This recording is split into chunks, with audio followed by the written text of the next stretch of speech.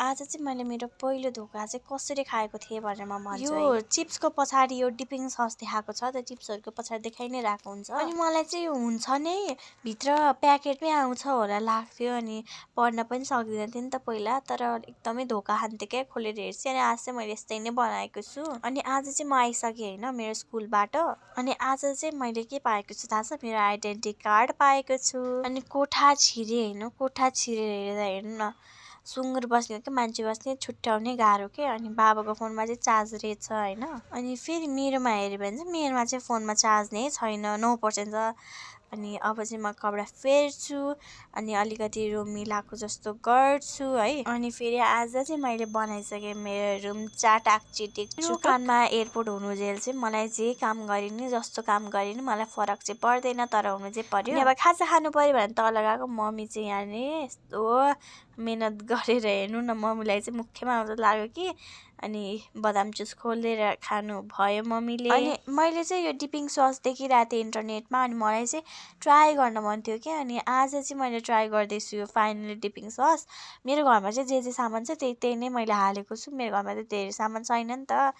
यसो जुगाड सुगाड गरेर मैले हालेँ धेरै सामान थिएन नि त्यो धेरै सामानमध्ये चाहिँ धनियाँ पनि थिएन के अनि मैले मम्मीलाई भने हाम्रो घरमा त धनियाँ छैन मम्मी भनेर घरमा नभएर के भयो त करेसा बारीमा त छ जाऊ लिएर आऊ भन्नुभयो अनि म चाहिँ गएँ होइन करेसा बारीमा अनि मैले चाहिँ आमालाई धनियाँ मागेँ आमाले फेरि यति धेरै दिनुभयो 2-3 बोट मात्रै चाहिएको थियो मलाई त अनि आजकल त फेरि यो के हो के पो आउनु थाल्यो हौ यो धनियाँमा कि मैले बल्ल थाहा पाइरहेको हो भने यो फुल पातसात सबै हालिदिनु भयो कि त्यही पनि मम्मीले खाँदा हुन्छ भन्नुभयो अनि मैले चाहिँ यो हालेर मिक्स म्याक्स गरेर चाहिँ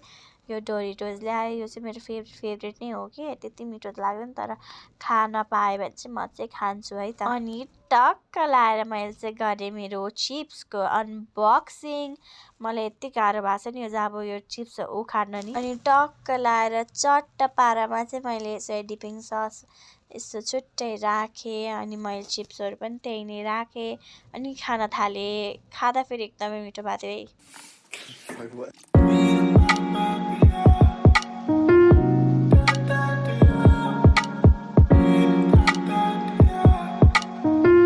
खाएर मात्र त भएन बाँड्नु पनि पर्यो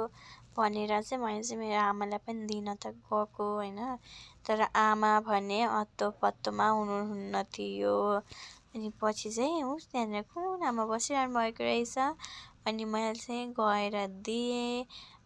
चिप्स लेज होइन अनि मैले चाहिँ गएर दिएँ अनि फेरि पसल गएर हेरेको त मम्मी त बदाम जुस त दन्काइ पो रहनु भएको रहेछ